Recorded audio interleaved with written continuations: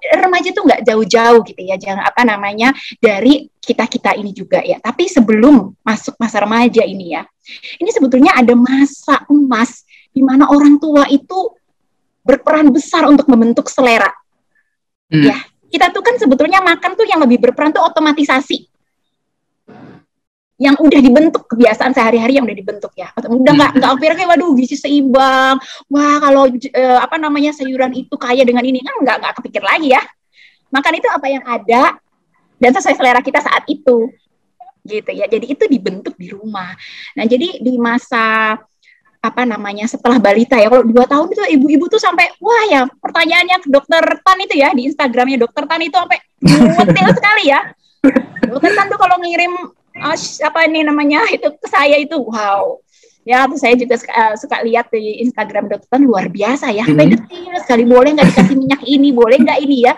Tapi makin lama tuh makin bukan lagi menjadi perhatiannya sudah bergeser ya ke masalah sekolahnya, ke yang lain-lain. Nah, ini jadi sering terlupakan ini masalah makan ini. Udah deh begitu ini ya, apalagi kemudian apa namanya saudara-saudara ya suka datang, sepupunya ya lihat sepupunya makan itu, dia ikut juga makan itu ya, nonton TV ya. Itu riset yang di-share sama Dr. Ian beberapa minggu lalu ya, ketika kami sama-sama berdiskusi, itu ada berapa 30 tayangan iklan makanan per jam per stasiun TV. Tertinggi dibandingkan Cina, Malaysia, dan Korea. Risetnya. Itu kan wow banget. Di jam tayangan anak-anak. Ya, anak saya masih punya anak SD, tapi saya nggak punya TV di rumah ya. Jadi anak-anak saya itu hanya nonton YouTube dan Netflix saja. Gitu ya, tapi ya itu gambarannya betapa kita itu lost nih. Ya, kalau udah remaja itu sebetulnya tantangan kita lebih sulit ya.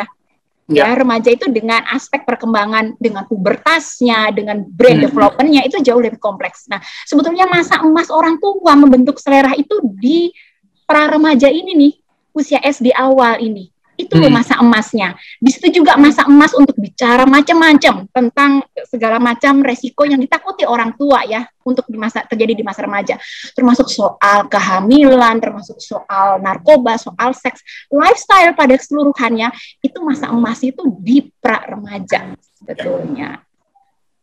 Gitu. Balik ke Mas Alvin. Baik, Dr. Francisca dan Dr. Tan, ini menyambung tadi yang terakhir dibahas oleh Dr. Francisca. Ini kan tadi membahas perihal peran orang tua dan juga hubungannya dengan pubertas si remaja, Dok ya. Ini kan di usia remaja ini kan sudah ada wewenang bahwa si anak-anak ini bisa menentukan makanan apa saja yang akan mereka konsumsi. Nah, ini kan terkait faktor pubertas, apakah ini sebenarnya memang ada faktor atau peran dari orang tua yang menentukan bagaimana si remaja ini di kemudian hari akan menentukan jenis-jenis makanan apa yang sebagai patutnya untuk dia konsumsi. Karena memang mainstream di masyarakat sebagai mainstreamnya bahwa dari anak-anak pun sudah jajanannya yang manis-manis, misalnya es krim, kemudian permen, dan itu mungkin di pubertas dan menjadi remajanya akan berkelanjutan untuk mengonsumsi makanan-makanan yang manis. Apalagi di era modern kayak gini ya, Dok ya. Ini banyaknya makanan manis seperti boba, kopi-kopian, dan juga banyak kue-kue manis juga. Ini Dr. Francisca gimana, Dok?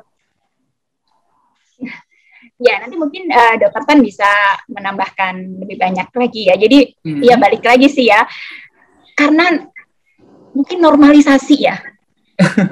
Normalisasi. Jadi, kalau kita melihat, jadi isu rokok aja. Rokok itu kan di Indonesia termasuk tinggi. Salah satunya isu yang sering juga adalah normalisasi. Jadi, permisif sekali. Melihat rokok, orang merokok itu biasa. Ya. Nah, lebih-lebih lagi soal makanan.